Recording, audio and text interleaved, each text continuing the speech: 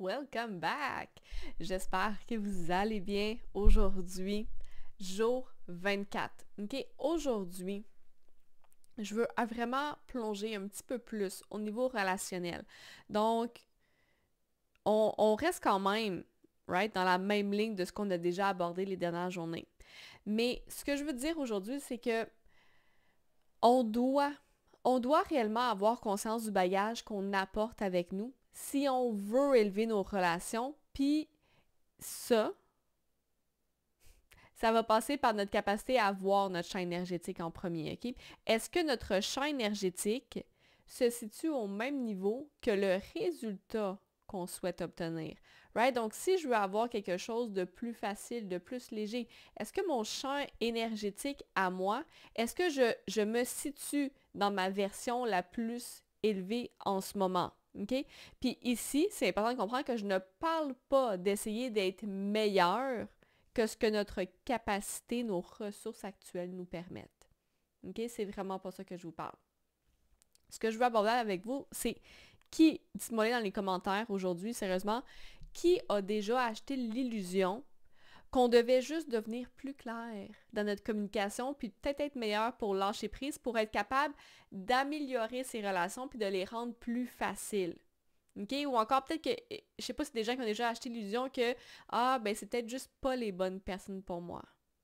Ça, c'est quelque chose de vraiment, vraiment deep que je vais aborder une autre fois, mais je veux commencer. Je veux commencer quelque part par rapport à ça. Puis lorsqu'on parle de ça, justement, je dis que c'est une illusion. Une illusion qu'on a juste à être plus clair ou qu'on a juste à trouver d'autres personnes. Parce que ça, c'est de remettre son pouvoir à l'extérieur de soi. Comme s'il nous manquait quelque chose, comme si, les circonstances vont changer, je vais mettre mon énergie ailleurs, puis les choses vont s'améliorer, right? Je ne suis pas 100% dans mon pouvoir lorsque j'amène cette énergie-là avec moi. Puis je sais, c'est ultra rassurant d'avoir une idée de ce qu'on doit faire, plutôt que d'avoir absolument aucune idée de ce qu'on pourrait faire pour régler la situation. Right? Puis quand on parle d'intelligence émotionnelle, je le répète souvent, c'est quelque chose de contextuel. Donc, ça peut être facile de se faire shifter en dehors de notre alignement, en dehors de notre pouvoir. Par contre, voici ce qui se passe quand on achète cette croyance-là, puis que notre focus va être juste mis là-dessus. OK? On se met à croire qu'on doit juste apprendre à faire quelque chose plutôt que d'être meilleur vraiment à notre corps. OK? On commence avec l'illusion que de faire quelque chose, de faire ça ou de changer les personnes, ça va tout arranger. Right? On met beaucoup de réflexion, d'énergie à essayer de mieux comprendre l'autre personne, mieux communiquer, plus lâcher prise sur ce qu'on ressent, ou peut-être juste, je vais juste changer les gens autour de moi, puis ça va être mieux. Mais lorsqu'on avance dans ce chemin-là, où est-ce que justement notre pouvoir est toujours remis à l'extérieur de soi, on finit éventuellement par croire qu'il y a quelque chose qui ne va pas dans la relation si les deux choses qu'on est supposé faire, ça l'aide pas. J'ai fait ça. Ou j'essaie d'être authentique, mais j'attire pas les bonnes personnes vers moi. Il y a toujours un glitch. Right? Peut-être que c'est pas les bonnes personnes. Peut-être que je devrais attendre les bons pour moi. Mais lorsqu'on fait ça, on remet notre pouvoir à l'extérieur de nous. C'est quand qu'ils vont arriver les bons? Est-ce qu'on peut reprendre notre pouvoir et peut-être acknowledge, facing, faire face au fait que peut-être que ce qu'on transmet est erroné ou peut-être qu'il y a un glitch dans la transmission que je transmets vers l'extérieur si c'est toujours les mauvaises personnes qui viennent vers moi. Right? Parce que tant qu'on ne fait pas face au miroir, on va toujours recommencer de zéro, encore et encore et encore. Je vais mettre plus d'énergie dans ma communication. Je vais mettre plus d'énergie pour lâcher prise. Je vais changer les gens encore une fois autour de moi, alors que dans les faits, c'est peut-être pas ça le problème. Right? Parce que en arrière, on doit avoir conscience du bagage qu'on apporte avec nous. Tant qu'on n'a pas conscience de ce bagage-là, on va pouvoir faire tout ce qu'on veut. On va perdre de l'énergie, on va avoir des fuites énergétiques, on va toujours devoir en faire plus parce que j'ai bagage derrière moi que je ne suis pas capable de voir, d'acknowledge et de release peut-être les choses qui ne me servent plus. Donc, c'est sûr que si j'ai un bagage avec moi qui me limite, tant que je ne fais pas face pour voir qu'est-ce qu'il y a dans ce bagage-là, je vais toujours continuer à être dans le même cercle vicieux de « Ah ben, je dois changer les gens autour de moi » ou bien « Je dois prendre davantage sur moi, je dois davantage lâcher prise » ou bien « Je vais devenir meilleur à communiquer ». Mais c'est pas comme ça qu'on va avoir des relations qui sont réellement fulfilling puis qui vont devenir de plus en plus faciles parce que en arrière, il y a toujours un glitch. Ce qu'on transmet vers l'extérieur est problématique.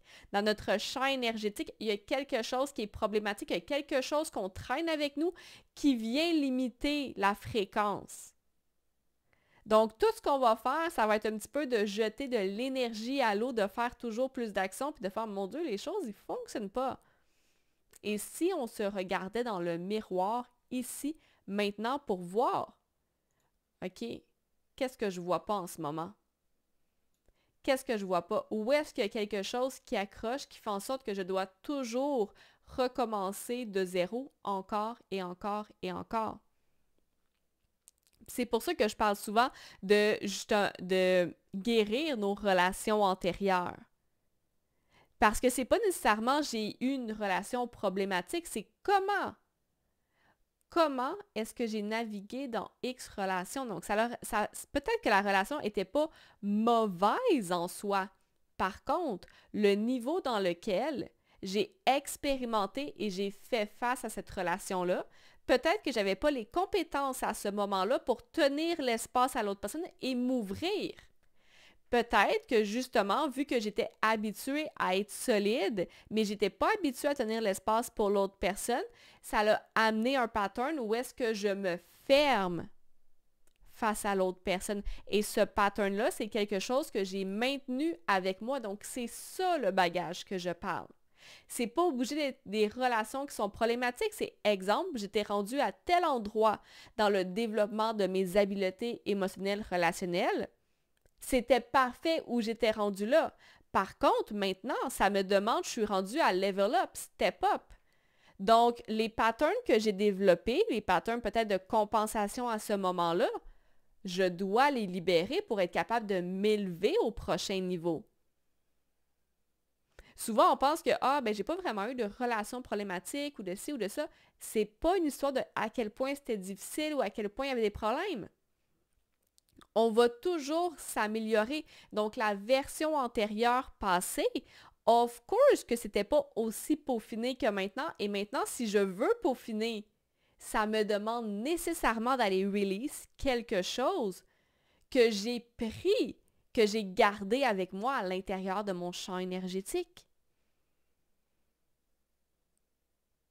Right? Est-ce que vous comprenez mieux lorsque je parle de justement? C'est important de faire du ménage au fur et à mesure. Oui, je dis souvent qu'il ne s'agit pas juste de release, on doit devenir plus fort à la base, mais on doit quand même, à certains moments, à certains points, venir faire du ménage et release ce qui ne nous sert plus pour être capable de nous élever. Parce que sinon, c'est sûr qu'on va rester dans l'espèce de même roue à la même place, puis ben voyons, pourquoi est-ce que je ne monte pas? Il faut juste laisser aller certains poids qui nous limitent présentement. Donc, si je vous posais comme question aujourd'hui, qu'est-ce que vous pensez qui vous limite? Qu'est-ce qui se trouve dans votre angle mort que vous devez aborder? Dites-moi dans les commentaires et si vous le souhaitez, il va y avoir un coaching call vendredi prochain comme d'habitude. Donc, hot seat coaching pour les personnes qui veulent aborder ce qui se trouve dans leur angle mort en ce moment et qui ne savent pas comment l'aborder.